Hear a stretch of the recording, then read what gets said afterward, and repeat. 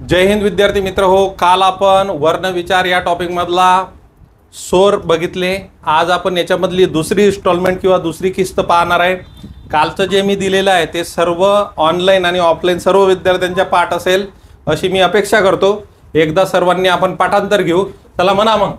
अ आ इ E उ ऊ ऋ लृ ए आ ऐ ओ अ औ क ख ग घ च छ ज झ न ट ठ ड ढ न त थ द ध न प फ ब भ म य र ल व श स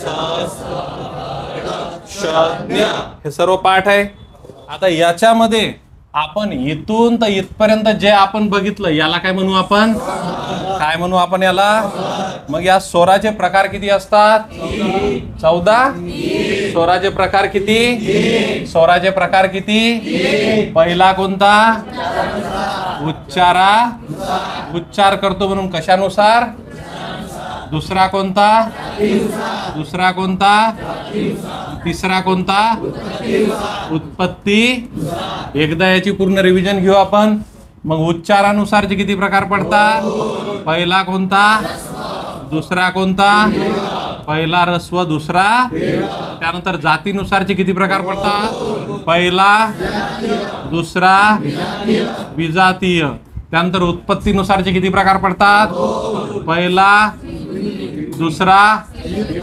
आता ऱ्हस्व स्वर म्हणजे ज्याची लांबी काय असते? कमी, म्हणून त्याला काय म्हणतात? दीर्घ स्वर म्हणजे ज्यांची लांबी काय असते?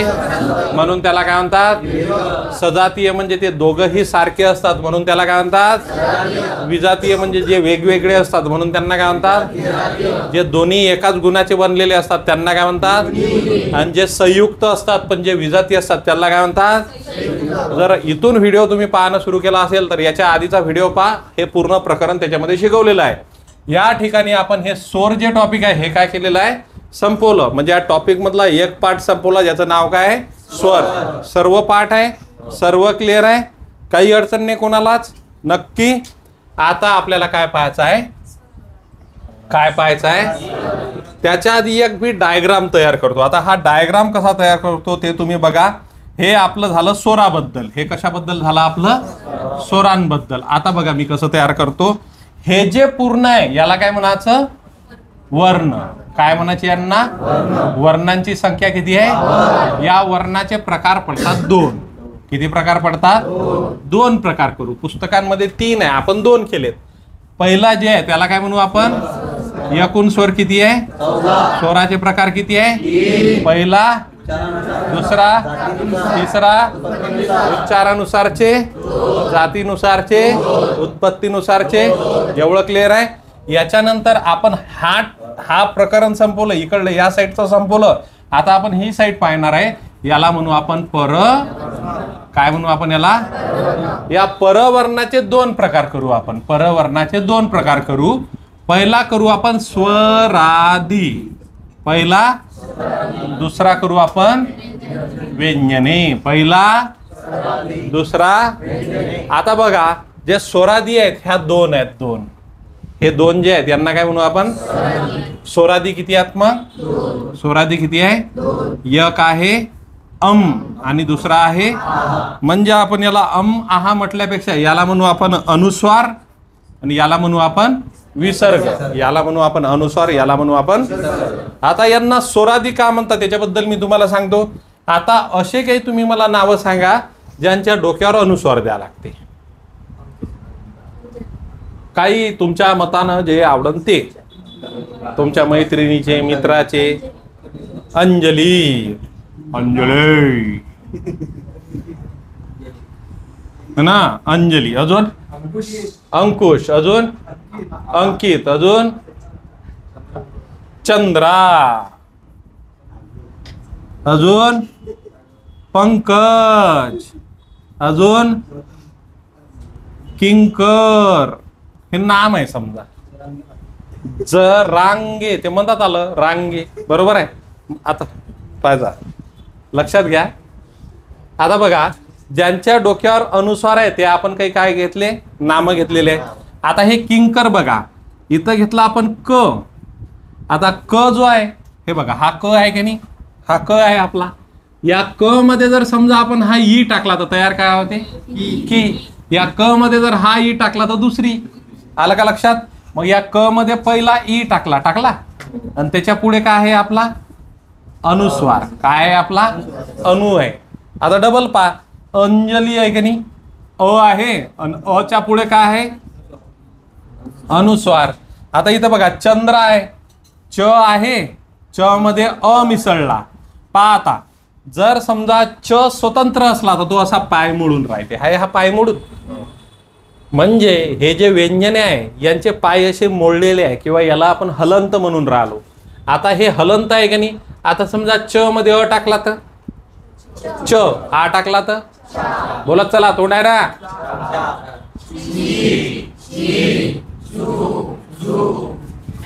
चे, च्या, चई.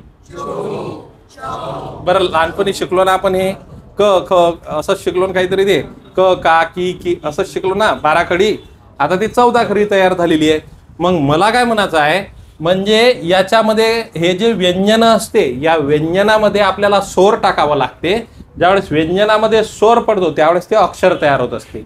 मग त्याच्यापासून काय तयार होत असते, शब्द तयार होत असते. मग या च मध्ये कोण टाकला, पुढे काय आहे, काय आहे अनुस्वार. आता पंकज, प मध्ये काय आहे बोलत चला, काय आहे आणि पुढे काय आहे. आता एक विचार करा तुम्ही, या अनुस्वाराच्या आधी काय आहे, या अनुस्वाराच्या आधी काय आहे, या अनुस्वाराच्या आधी काय आहे, या अनुस्वाराच्या आधी काय आहे की नाही. पण हे ई अ अ अ हे सर्व काय आहे, स्वर आहेत की नाही. आता जसं हे बघितलं तसं विसर्गवाले काही उदाहरणं सांगा बरं, सांगा बरं आता. बरं स्वतः, हा स्वतः अमित, हा बोल. स्वतः अमित दुःखी आहे, हा, कारण तो प्रातःकाली उठत नाही म्हणून त्याची मनः स्थिती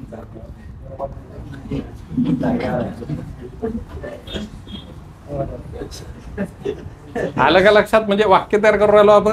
आता एक विचार करा, या त चा विचार करा, या द चा विचार करा, या त चा करा, या न चा करा. कारण याच्या नंतर कोण आलेले आहे, हे 2 टिंब आले, बरोबर की नाही. मग आता बघा त आहे, त मध्ये कोण मिसळलेला असतो अ, त्याच्या पुढे कोण आहे वी म्हणजे विसर्ग आहे की नाही. आता हे द आहे, द मध्ये कोण मिसळलेला आहे उ, उ मध्ये उ नंतर कोण आहे त आहे, त मध्ये कोण मिसळलेला आहे अ नंतर काय आहे न आहे, न मध्ये कोण मिसळलेला आहे त्याच्यानंतर कोण आहे. आता विसर्गाच्या आधी काय आहे, विसर्गाच्या आधी, विसर्गाच्या आधी, विसर्गाच्या आधी, अनुस्वाराच्या आधी, म्हणजे विसर्गाच्या आधी पण स्वर आणि अनुस्वाराच्या आधी पण, अरे बोलत चला, विसर्गाच्या आधी आणि अनुस्वाराच्या आधी, म्हणजे ज्याच्या आधी असते स्वर म्हणून त्याला काय म्हणायचं, स्वर आधी, म्हणजे स्वरा. मी स्वरादी म्हणून सोडू शकलो असतो पण तुम्हाला आता समजलं की नाही, फोड करून दाखवली ना. याच्यामध्ये या अनुस्वाराचे ही 2 प्रकार केले जाऊ शकते. एक पडतो खणखणीत, दुसरा पडतो ओझरता. आता खणखणीत म्हणजे काय, खणखणीत नाणं असलं पाहिजे म्हणते आपलं. म्हणजे आपण म्हटलं उंट, रापकन उवर काय पडला प्रेशर, उंट. आपण म्हटलं घंटा, मला घंटा नाही भरत तू माझ्यासोबत येऊ का नाही येऊ, घवर पडला प्रेशर, पडला की नाही. आपण म्हणतो दांडा, मारू का तुझ्या डोक्यात, दांडा आला की नाही. द वर काय पडला पाहिजे प्रेशर, म्हणजे हे प्रेशर पडून राहिलं ना म्हणून याला काय म्हणायचं खणखणीत. आपण म्हणतो पाहून घेईन तुले है ना.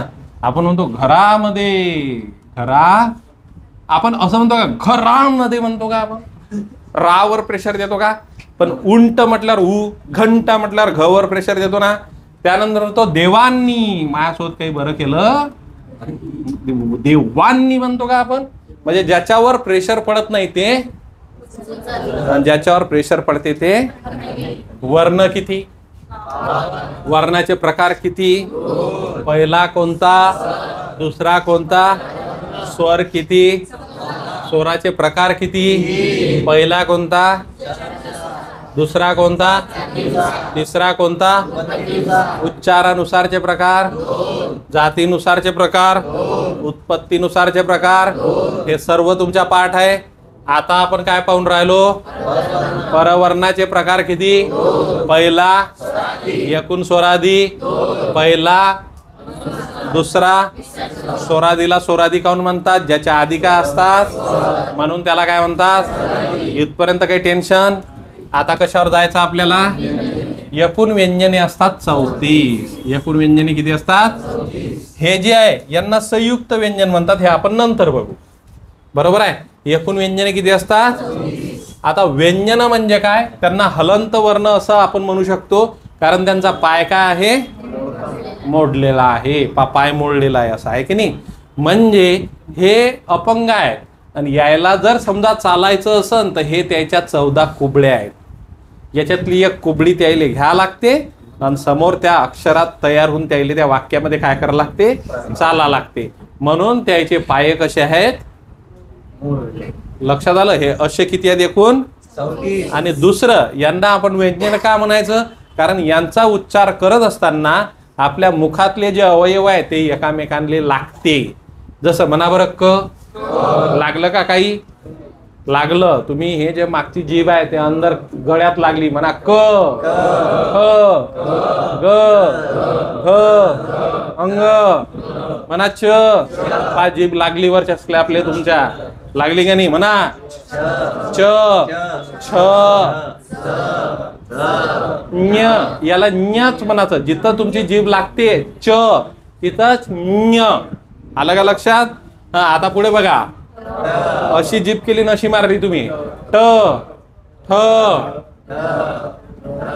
न, असाच न असाच मारायचा न. आलं का लक्षात? म्हणा त. पा या दाताच्या मागे लागली त, आणि दाताच्याच मागे लावा, म्हणा न. न. आलं का लक्षात? पा पुढे प. जीबी म्हणजे या ओठाले ओठ लावा लागते म च्या आवडेत, आहे की नाही? त्यानंतर म्हणा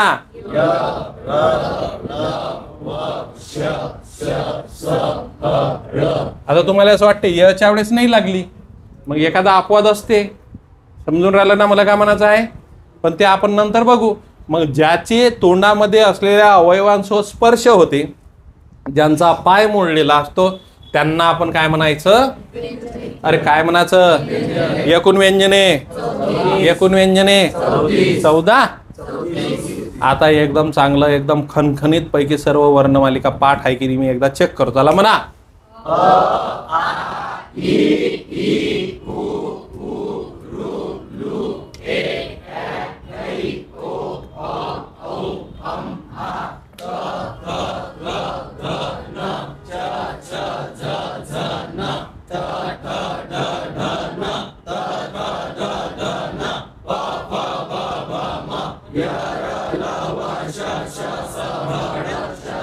एकूण वर्ण.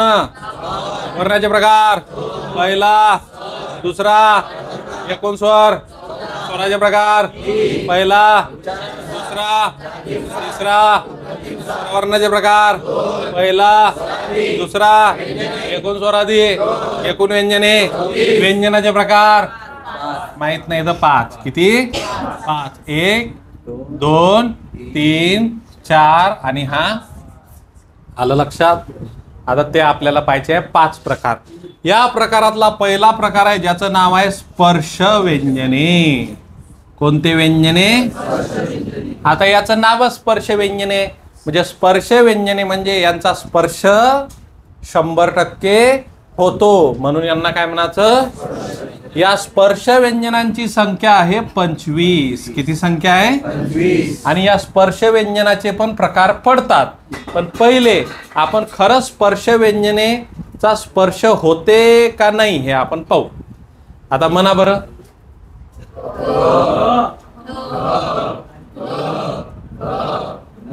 बरं झाला का स्पर्श? माग जीभ लागली आतमध्ये. पा नाही तर फील करा. लागली? मी जबरदस्ती नाही करू राहिलो, नाही तर तुम्ही फरक पा. म्हणा बरं. लागली का? म्हणा बरं. लागली का नाही अंधरे? लागली ना. चला पुढे बोला. लागली का? आता जेवल्यासारखं म्हणा. लागली का? आता म्हणा. लागली का? पुढे म्हणा. लागली का? पुढे म्हणा.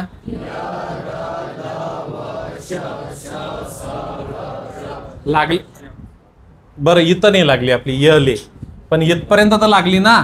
म्हणजे इथून तर इथपर्यंत लागली ना. इथं नाही लागली. मग हे नंतर बघू.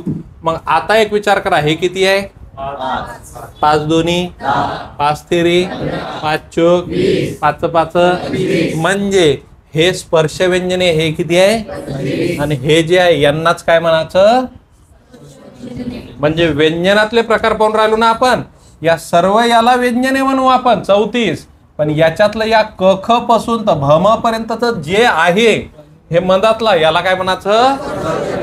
काय म्हणायचं? काय म्हणायचं? एकूण किती आहे? याचे प्रकार पडतात 3. किती प्रकार पडतात याचे? 3 प्रकार पडतात याचे. किती प्रकार? पहिला आहे कठोर. पहिला प्रकार. दुसरा आहे मृदू. आणि तिसरा आहे अनुनासिक. आता हे कसं आहे ते मी तुम्हाला सांगतो. ज्यांच्या उच्चारामध्ये कठोरपणा असते त्याला काय म्हणायचं? आणि ज्याचा उच्चार सॉफ्ट असते त्याला काय म्हणायचं? आलं का लक्षात? जसं म्हणा बरं. म्हणा बरं. म्हणा बरं. म्हणा बरं. आता या 4 पैकी तुम्हाला कोणतं कठोर वाटलं? कोणतं? क ख असं नाही म्हणायचं. क ख ग घ असं नाही म्हणायचं. एकाच रेंज मध्ये म्हणा. क ख ग घ. आता हे ग घ म्हटलं तर हे सॉफ्ट आहे आणि हे काय आहे? आलं का लक्षात? आता खाली पहा. च छ ज म्हणजे हे काय आहे? हे काय आहे? आलं का लक्षात? म्हणजे हे काय झाले? कठोर. हे काय झाले? आलं लक्षात? हे काय झाले? हे काय झाले? आता म्हणा ट ड. हे काय झाले? हे काय झाले? आलं लक्षात? त्यानंतर त द. बोला. बोलल्यानंच होते बरं. हे काय झाले? अरे काय झाले हे? आणि हे काय झाले? आलं का लक्षात? म्हणा. हे काय झाले? हे काय झाले? ज्याच्या उच्चारामध्ये कठोरता असते त्यांना काय म्हणायचं? काय म्हणायचं? आणि ज्याच्या उच्चारामध्ये सॉफ्टनेस असते त्यांना काय म्हणायचं? समजला का पॉइंट? मग तुम्हाला जर परीक्षा झालं खालील पर्यायातून मृदू वर्ण ओळखा तर ते याच्याच पैकी तुम्हाला ओळखा लागन.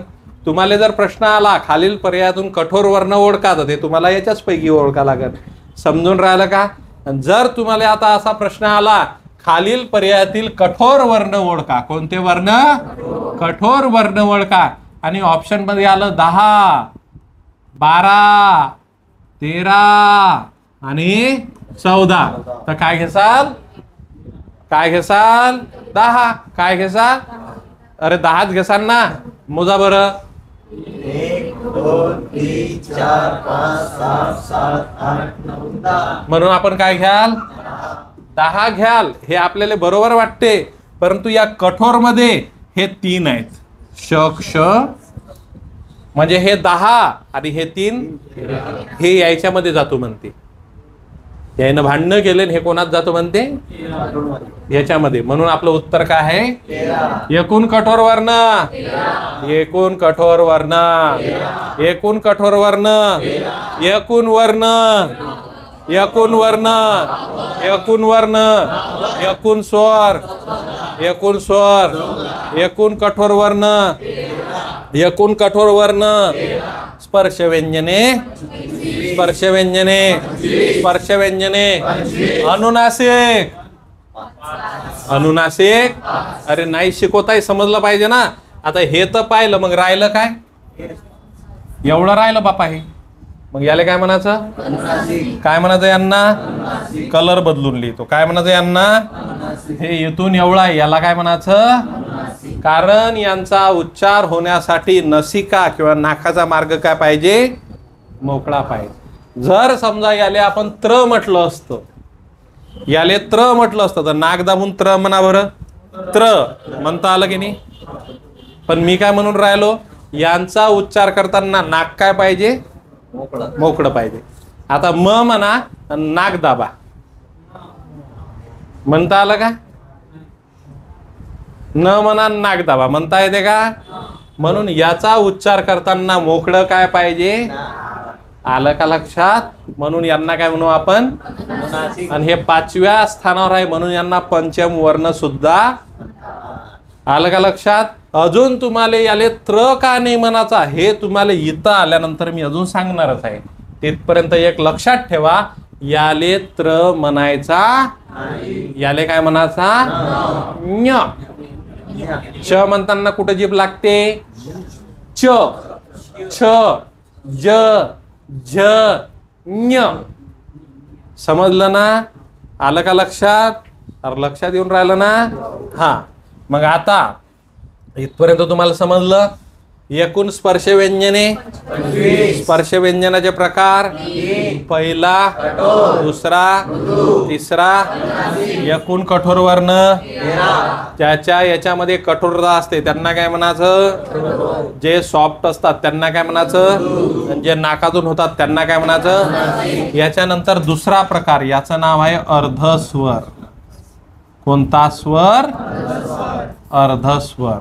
आता अर्धस्वर कोणते आहेत, तर ते आहेत य, र, ल आणि व.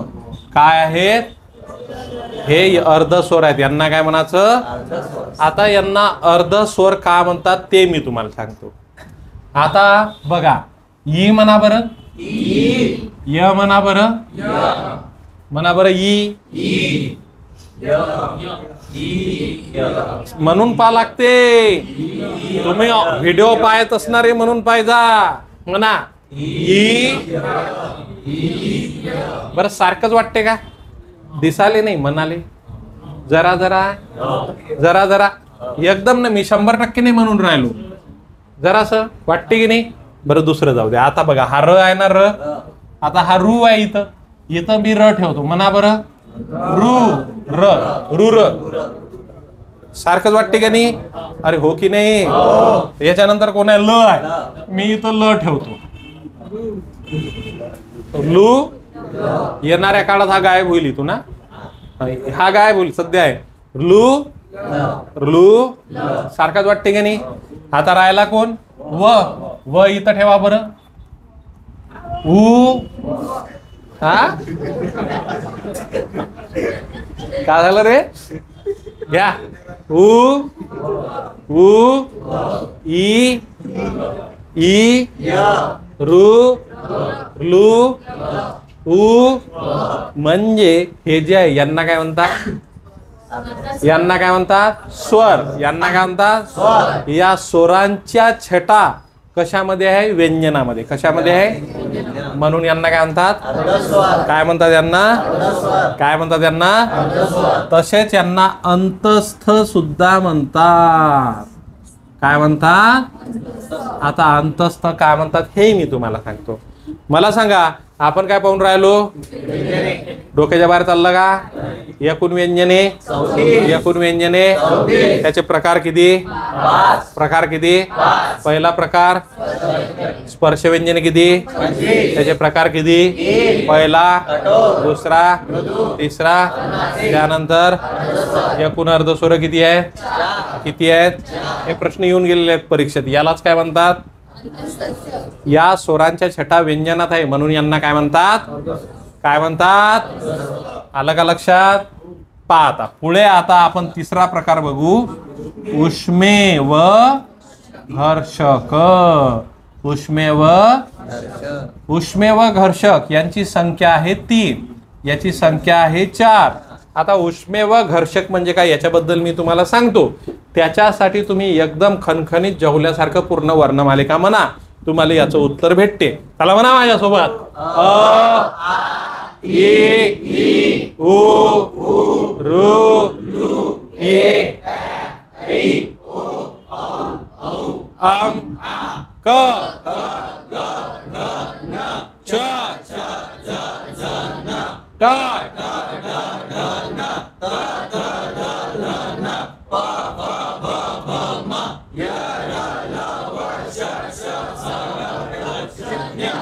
आता तुम्ही ज्यावेळेस इथं आलंय म्हणा बरं श श स.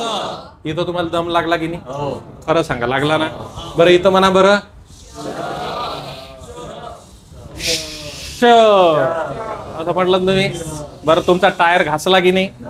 टायर जर घासला तर काय होते? अबे स्लिप नाही होत, टायर गरम होते ना. म्हणजे काय होते? घर्षण झालं तर काय तयार होते? उष्मा तयार होते ना. पुढे बघा आता हे झाला श. आता म्हणा श. असंच होते ना. बस बस साप येऊन जाईन एखादा. त्यानंतर म्हणा स. असंच होते ना. म्हणजे हे तिन्ही वर्णाचा उच्चार करताना घर्षण होते की नाही? अरे होते ना. म्हणून काय तयार होते? म्हणून याला काय म्हणतो? उष्मेव. हे किती आहेत एकूण? ते कोणते कोणते आहे? श श आणि स. समजलं का?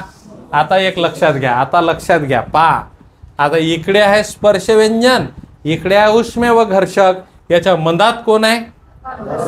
आहे की नाही? हे बघा हे काय झाले? स्पर्श व्यंजने. हे काय झाले? उष्मे व घर्षण. याच्या मधात कोण बसलं? अर्धस्वर. म्हणजे बघा हे झाला पाव आणि हे झाला पाव. आणि मधात काय असते? वळा. वडा पाव. कधी कधी ऑमलेटचं तसं वर पाव खाली पाव म्हणतात. आपल्या इकडे भेटते ना तेच. म्हणजे हे दोघाच्या मधात फसलेलं आहे की नाही? मग हे दोघाच्या मधात फसलं म्हणून याला काय म्हणायचं? अंतस्थ. काय म्हणायचं? आणि याच्यात स्वराच्या छटा आहे म्हणून याला काय म्हणायचं? अरे समजून राहिलं का? लक्षात ठेवासाठी, लक्षात राहिलं पाहिजे. समजलं? चला एकूण वर्ण. चला बोला एकूण वर्ण. वर्णाचे प्रकार पहिला दुसरा. एकूण स्वर. परवर्णाचे प्रकार पहिला दुसरा. एकूण स्वरादी. एकूण व्यंजने. व्यंजनाचे प्रकार पहिला दुसरा तिसरा चौथा. महाप्राण. महासेना.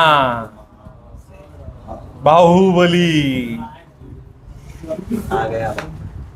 है ना? महाप्राण आलं लक्षात? चला आता महाप्राण एकच आहे तसा, पण एकूण 14. त्याचा कॅप्टन एक आहे पण एकूण किती आहे? 14. आणि तो महाप्राण जो आहे तो आहे ह. कोण आहे? ह ला महाप्राण म्हणतात. हे बघा ह इथं आहे का नाही? हा कोण होय? पण याचे संस्कार ज्याच्या ज्याच्यात आहे ते पण ते महाप्राण, आणि ज्याच्यात नाही ते अल्पप्राण. ज्याच्यात आहे ते आणि ज्याच्यात नाही ते आणि स्वतः. आलं लक्षात? मग आता मला सांगा, तुम्ही इंग्रजीमध्ये ह म्हणजे माझंच नाव ह वरून सुरू होते हंडे, तर आपण यच पासून करतो ना सुरुवात? करतो की नाही? मग इथं आपल्याला कोण भेटला? भेटला यच. आता इकडे पहा काय क मध्ये यच आहे का? पण ख मध्ये के एच. ग मध्ये पण घ मध्ये जी एच आहे ना? च मध्ये आहे ना बे? चॅटिंग करत नसता का तुम्ही? आम्ही कीपॅड वर करत जाऊ बा. आता तुम्हाला ती इमोजी झाली डायरेक्ट. जाऊ द्या आता या पटकन जा. आता छ म्हणजे आला डबल एच. ज मध्ये पण झ मध्ये जे एच. ट मध्ये पण ठ मध्ये. ड मध्ये पण ढ मध्ये. त मध्ये पण थ मध्ये. द मध्ये पण ध मध्ये. प मध्ये पण फ मध्ये. ब मध्ये पण भ मध्ये. अरे समजलं का? मग आता मला सांगा य मध्ये आहे का? र मध्ये आहे का? ल मध्ये आहे का? व मध्ये आहे का? श मध्ये आहे का? आहे ना? S H. क्ष मध्ये आहे का? के एस एच. मग आता बघा किती निघाले मोजू आपण, त्याला मोजा. 1 2 3 4 5 6 7 8 9 10 11 12 13 आले. एकूण किती आहे? पण इथं एक अपवाद लक्षात ठेवायचा आहे आपल्याला. अपवाद, तो अपवाद कसा आहे पा, या च मध्ये जरी यच निघाला, काय बोलू राहिलो मी, या च मध्ये जरी यच निघाला तरी हा महाप्राण नाही. आणि या स मध्ये काय निघतो? यस. याच्यात यच निघाला का?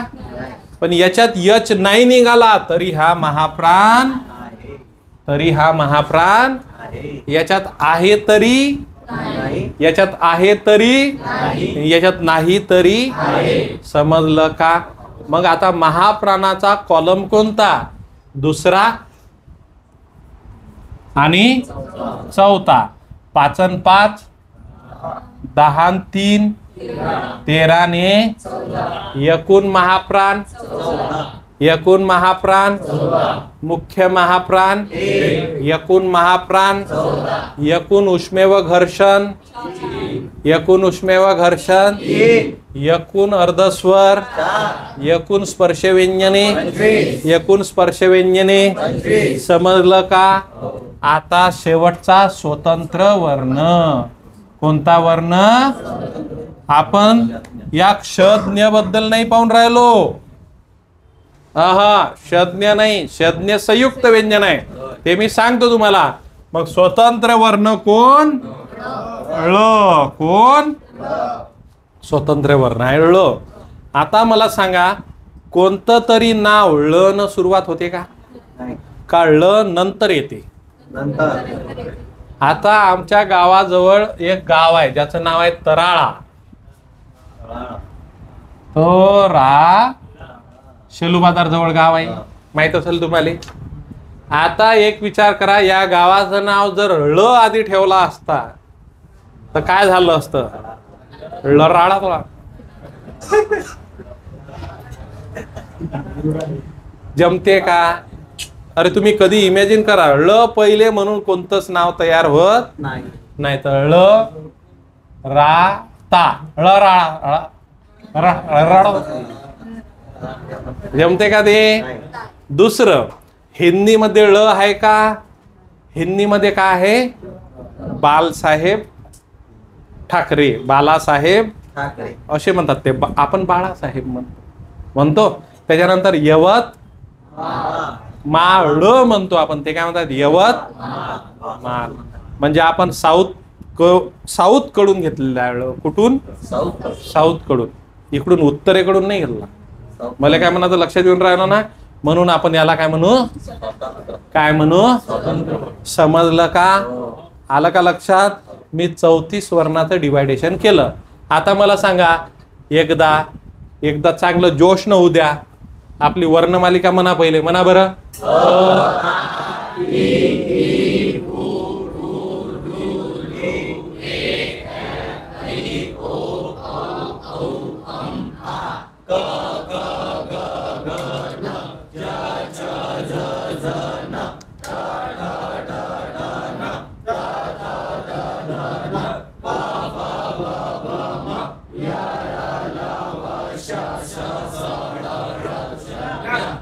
एकूण वर्ण, वर्णाचे प्रकार. पहिला, दुसरा. एकूण स्वर, स्वराचे प्रकार. पहिला, दुसरा, तिसरा. एकूण परवर्णाचे प्रकार. पहिला, दुसरा. एकूण स्वरादी, एकूण व्यंजने, व्यंजनाचे प्रकार. पहिला किती आहेत? त्याचे प्रकार किती? पहिला, दुसरा, तिसरा. त्यानंतरचा प्रकार अर्धस्वराचं दुसरं नाव, त्याचे किती आहेत? त्यानंतर उष्मेय घर्षक किती आहे? त्यानंतर किती आहेत एकूण? मुख्य किती आहे? त्याचा अपवाद कोण? त्याचा अपवाद कोण? त्याच्यानंतर स्वतंत्र वर्ण. त्याच्यानंतर किती आहे? याच्या नंतरचा पार्ट आपण तिसऱ्या लेक्चर मध्ये बघू. आवडल्यास शेअर करा, कमेंट्स करा. आणि लाईक करा.